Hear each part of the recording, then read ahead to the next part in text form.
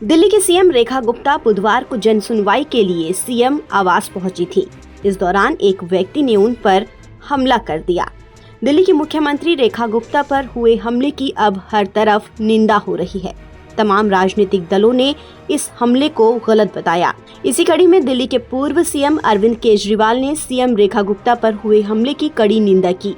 उन्होंने एक्स पर post share करते हुए कहा कि सीएम रेखा गुप्ता पर हुआ हमला बेहद निंदनीय है। लोकतांत्रिक व्यवस्था में विचारों का मतभेद और विरोध स्वीकार्य है, लेकिन हिंसा के लिए कोई स्थान नहीं हो सकता। केजरीवाल ने आगे लिखा, मुझे विश्वास है कि दिल्ली पुलिस उचित कार्रवाई करेगी। आशा है कि मुख्यमंत्री पूरी तरह सुरक्षित और स्वस्थ हैं। अरविंद केजरीवाल अकेले ऐसे नेता नहीं हैं जिन्होंने सीएम रेखा गुप्ता पर हुए हमले की निंदा की है। दिल्ली विधानसभा में नेता प्रतिपक्ष और आप नेता आतिशी ने भी ट्वीट किया है। दिल्ली की मुख्यमंत्री रेखा गुप्ता पर हुआ हमला बेहद निंदनीय है। लोकतंत्र में असहमति और विरोध की जगह होती है, लेकिन हिंसा के लिए कोई जगह नहीं होती। उम्मीद है कि दिल्ली पुलिस दोषियों पर कड़ी से कड़ी कार्रवाई करेगी। आशा है कि मुख्यमंत्री पूरी तरह से सुरक्षित हैं। अरविंद केजरीवाल और आतिशी के अलावा आम आदमी पार्टी के अध्यक्ष सौरभ भारद्वाज ने भी सीएम रेखा पर हुए हमले की कड़ी निंदा की और घटना पर कहा कि हमारे देश में किसी भी तरह की हिंसा का कोई स्थान नहीं है। इसके साथ ही बीजेपी सरकार पर भी सौरभ भारद्वाज ने हमला किया और क्या कहा, सुनिए। आज खबर आ रही है कि दिल्ली की मुख्यमंत्री रेखा गुप्ता जी के ऊपर किसी ने हमला किया, थप्पड़ मारने की कोशिश की। मेरा मानना ये है कि ये पूरी तरीके से निंदनीय है। किसी भी तरीके की हिंसा का हमारे समाज में और हमारे देश में बिल्कुल स्थान नहीं है। और ये बात आज नहीं, ये बात महात्मा गांधी जी ने हमें आज से 100 साल पहले सिखाई थी। सवाल ये है कि वो कौन से दल हैं और वो कौन सी विचारधारा है जो देश में और समाज में हिंसा को बढ़ावा दे रही है, हिंसा को पैटर्नाइज कर रही है, वायलेंस को पैटर्नाइज कर रही है। और हिंसा सिर्फ किसी मुख्यमंत्री के ऊपर हमला करना ही हिंसा नहीं है। एसएससी के स्टूडेंट्स और टीचर्स जब अपना हक मांग रहे हैं, उनके ऊपर पुलिस की बर्बरता भी हिंसा है।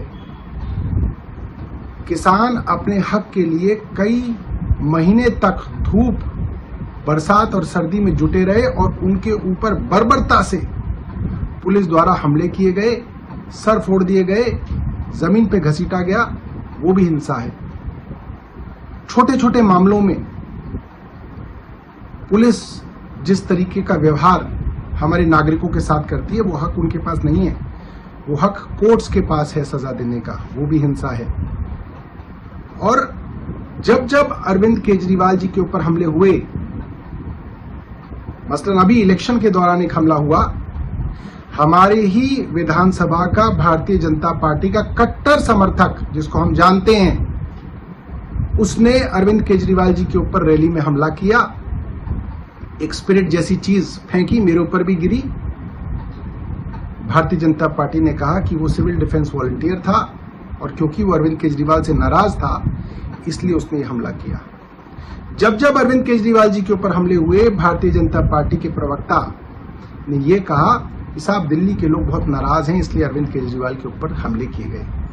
हम ये नहीं कहेंगे कि रेखा गुप्ता जी से दिल्ली की जनता नाराज है इसलिए हमले किए, नहीं।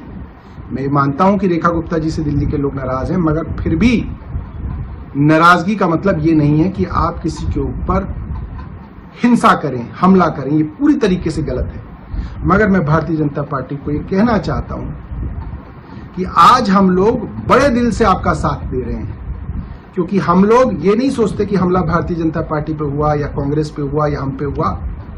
इन प्रिंसिपल वायलेंस गलत है और हम और तमाम पार्टियों को इसकी निंदा करनी चाहिए और इसके अंदर कहीं पे भी उस अटैक को जस्टिफाई करने की कोशिश नहीं करनी चाहिए, जो भारतीय जनता पार्टी ने बार बार की। जब जब अरविंद केजरीवाल जी के ऊपर हमला किया, हम ये कहेंगे कि ये हमला किसी भी कारण किया हो, ये जस्टिफाइड नहीं है, हिंसा जस्टिफाइड नहीं है।